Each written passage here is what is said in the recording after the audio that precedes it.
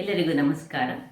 ಇವತ್ತು ಒಂದು ಫ್ರೆಶ್ ತೆಂಗಿನಕಾಯಿ ಅಂದರೆ ಸ್ವಲ್ಪ ಎಳೆಯ ತೆಂಗಿನಕಾಯಿಯನ್ನು ಬಳಸಿ ಮಾಡಿದಂತಹ ಒಂದು ರುಚಿಕರವಾದ ದೋಸೆ. ಇದಕ್ಕೆ ಈಸ್ಟ್ ಆಗಲಿ ಅಥವಾ ಏನೋ ಆಗಲಿ ಏನು ಹಾಕಲಿಕ್ಕಿಲ್ಲ, ಜಸ್ಟ್ ಸ್ವಲ್ಪ ಅನ್ನ ಇದ್ದರೆ ಸಾಕು. ಬಹಳ ಟೇಸ್ಟಿಯಾಗಿ ಮತ್ತು ತುಂಬ ಕಣ್ಣುಗಳನ್ನು ಹೊಂದಿರುವಂತಹ ದೋಸೆ ಬರ್ತದೆ. ಹಾಗಾದರೆ ಇದಕ್ಕೆ ನಾನು ಏನೆಲ್ಲ ಇತರ ಸಾಮಗ್ರಿಗಳನ್ನು ಹಾಕಿದ್ದೇನೆ ಅಂದರೆ ತೆಂಗಿನಕಾಯಿಯ ಒಟ್ಟಿಗೆ ಆ ತೆಂಗಿನ ನೀರನ್ನು ಸಹ ಹಾಕಿದ್ದೇನೆ ಮತ್ತು ಅದಕ್ಕೆ ಸ್ವಲ್ಪ ನಾನು ಸಕ್ಕರೆಯನ್ನು ಹಾಕುವುದನ್ನು ಅದರಲ್ಲಿ ಒಂದು ಮಿಸ್ ಆಗಿದೆ ನನ್ನ ವಿಡಿಯೋದಲ್ಲಿ. 1 ಚಮಚದಷ್ಟು ಸಕ್ಕರೆಯನ್ನು ಹಾಕ್ಕೊಳ್ಬೇಕು, ಬೇಕಿದ್ದರೆ ಹಾಕೊಳ್ಳಿ, ಇಲ್ಲದಿದ್ದರೆ ಸ್ಕಿಪ್ ಸಹ ಮಾಡ್ಬೋದು. ಹಾಕದೆ ಚಟ್ನಿಯನ್ನು ಮಾಡಿದ್ದೇನೆ, ಒಂದು ಈ ಎಳ್ಳಿನ ಚಟ್ನಿ ಮಾಡಿದ್ದೇನೆ. ಎಳ್ಳಿನ ಚಟ್ನಿ ಮಾಡೋದಾದರೆ ಸಕ್ಕರೆಯನ್ನು ಹಾಕುವ ಅವಶ್ಯಕತೆ ಇರುವುದಿಲ್ಲ. ಹಾಗಾದರೆ ಬನ್ನಿ ಯಾವ ರೀತಿಯಲ್ಲಿ ಈ ಒಂದು ತೆಂಗಿನಕಾಯಿಯಿಂದ ಮಾಡಿದಂತಹ ಒಂದು ರುಚಿಕರವಾದ ದೋಸೆಯನ್ನು ಮಾಡುವುದೆಂದು ನೋಡೋಣ. ಯಾರೆಲ್ಲ ನನ್ನ ಚಾನಲನ್ನು ನೋಡ್ತಿದ್ದೀರಿ, ಯಾರೆಲ್ಲ ಇನ್ನೂ ಸಬ್ಸ್ಕ್ರೈಬ್ ಮಾಡಿಲ್ಲ, ದಯವಿಟ್ಟು ಸಬ್ಸ್ಕ್ರೈಬ್ ಮಾಡಿ ಸಪೋರ್ಟ್ ಮಾಡಿ ಅಂತ ಹೇಳುತ್ತಾ ಬನ್ನಿ ಅಡಿಗೆ ಮನೆಗೆ ಹೋಗೋಣ. ನಮಸ್ತೆ ಮಿತ್ರರೇ, ಇವತ್ತು ಬಹಳ ಸ್ಮೂತಾದ ಟೇಸ್ಟಿಯಾದ ಕೋಕೋನಟ್ ದೋಸೆ ಮಾಡೋಣ.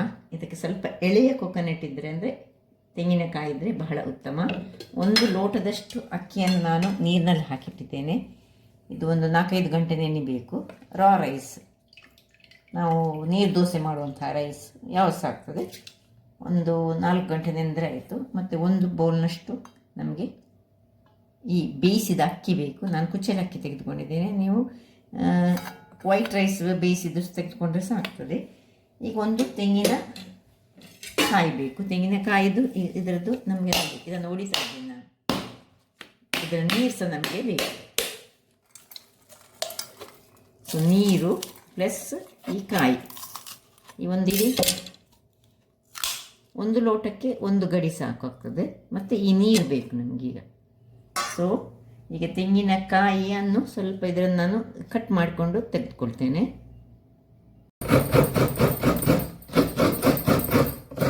ಮೊದಲಿಗೆ ಹೀಗೆ ತೆಂಗಿನಕಾಯಿಯನ್ನು ನಾವು ತೆಗೆದುಕೊಳ್ಳೋಣ. ನೋಡಿ ಎಷ್ಟು ಎಳೆಯದಾದ ಕಾಯಿ.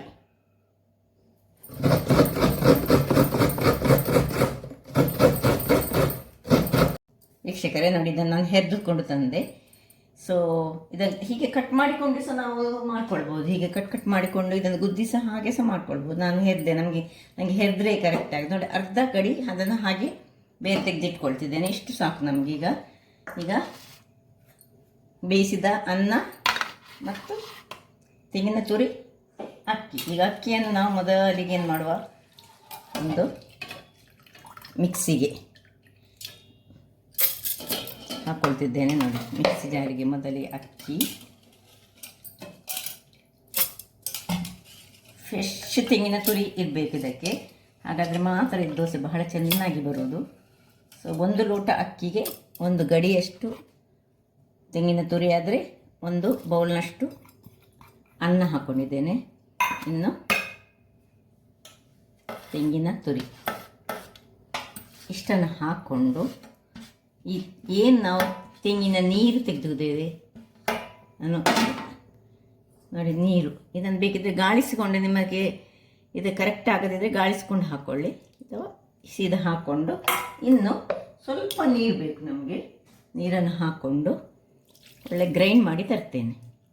ವೀಕ್ಷಕರೇ ಇಲ್ಲಿ ನೋಡಿ, ಒಳ್ಳೆ ಫೈನಾದ ನಮಗೆ ಬ್ಯಾಟರ್ ಬೇಕು. ನಿಮಗೆ ಕಾಣ್ಬೋದು ಈಗಲೇ ನೋಡಿ ಹೇಗೆ ಕ್ರೀಮಿಯಾಗಿ ಬಂದರೆ. ಯಾಕೆ ಹೇಳಿದರೆ ತೆಂಗಿನ ತುರಿ ಇದರಲ್ಲಿ ಬೇಕಿದ್ದಷ್ಟು ಉಂಟು, ಅದರೊಟ್ಟಿಗೆ ಅನ್ನ ಉಂಟು. ಈಗ ಒಂದು ಒಳ್ಳೆ ಡ್ರೈ ಪಾತ್ರೆಗೆ ಇದನ್ನು ಶಿಫ್ಟ್ ಮಾಡ್ಕೊಳ್ಳೋಣ.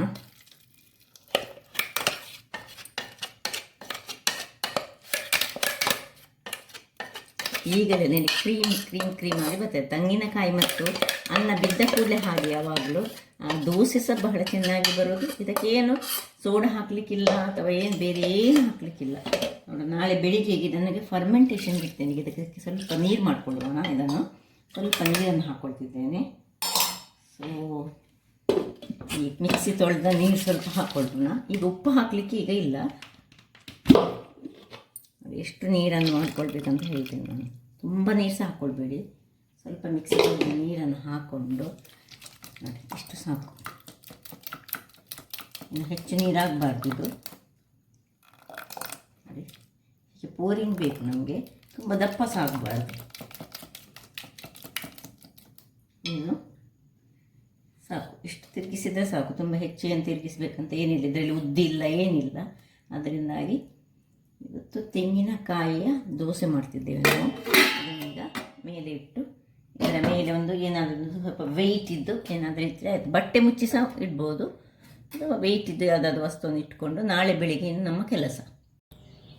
ವೀಕ್ಷಕರೇ ನೋಡಿ, ಬೆಳಿಗ್ಗೆ ಆಗಿದೆ. ಹಿಟ್ಟು ಹೇಗೆ ಆಗಿದೆ ಅಂತ ನೋಡೋಣ. ತುಂಬ ಏನು ಉಬ್ಬಿ ಬರೋದಿಲ್ಲ. ಇದಕ್ಕೆ ನಾವೇನು ಈಸ್ಟ್ ಹಾಕಲಿಲ್ಲ ಅಥವಾ ಏನು ಹಾಕಲಿಲ್ಲ, ಖಾಲಿ ಇದರಲ್ಲಿರೋದು ಅನ್ನ ಮತ್ತು ತೆಂಗಿನಕಾಯಿ. ಅದರಿಂದಾಗಿ ಅಕ್ಕಿ ತೆಂಗಿನಕಾಯಿ ಮೂರೇ ಬಗೆ. ಈಗ ಇದಕ್ಕೆ ಉಪ್ಪನ್ನು ಹಾಕೊಳ್ಳೋಣ.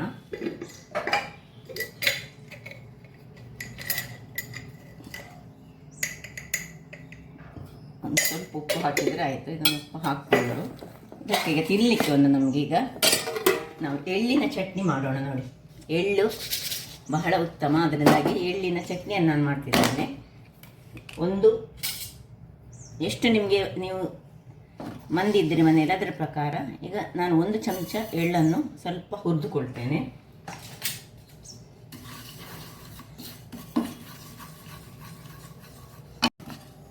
ಎಳ್ಳು ಇಲ್ಲಿ ಪಟಪಟನೆ ಒಡೆಯುವಾಗ ಇದನ್ನೀಗ ಆಫ್ ಮಾಡಿಕೊಂಡ್ರೆ ಆಯಿತು, ಸಾಕು. ತುಂಬ ಫ್ರೈ ಆಗಲಿಕ್ಕಿಲ್ಲ ನಮಗೆ, ಮಾತ್ರ ಇದು ಗ್ರೈಂಡ್ ಮಾಡಲಿಕ್ಕೆ ಉಂಟಲ್ಲ. ಹಾಗಾಗಿ ನೋಡಿ, ಎಳ್ಳು ಸಿಡಿಲಿಕ್ಕೆ ಸ್ಟಾರ್ಟ್ ಆಯಿತು, ಆಫ್ ಮಾಡ್ಕೊಳ್ತಿದ್ದೇನೆ. ಇನ್ನು ಇಲ್ಲಿ ನೋಡಿ ಏನೆಲ್ಲ ಸಾಮಗ್ರಿ. ನಾನು ಹುಳಿಯ ಬದಲು ಇವತ್ತು ಬಿಂಬುಳಿಯನ್ನು ಯೂಸ್ ಮಾಡ್ತಿದ್ದೆ. ನೀವು ಇಲ್ಲದಿದ್ದರೆ ಒಂದೊಂದು ಸಣ್ಣ ತುಂಡು ಹುಳಿ ಯೂಸ್ ಮಾಡ್ಕೊಳ್ಬೋದು. ಇಲ್ಲಿ ಕೊತ್ತಂಬರಿ ಸೊಪ್ಪು ದಂಟಿನ ಒಟ್ಟಿಗೆ ಇಟ್ಟುಕೊಟ್ಟಿದ್ದೇನೆ.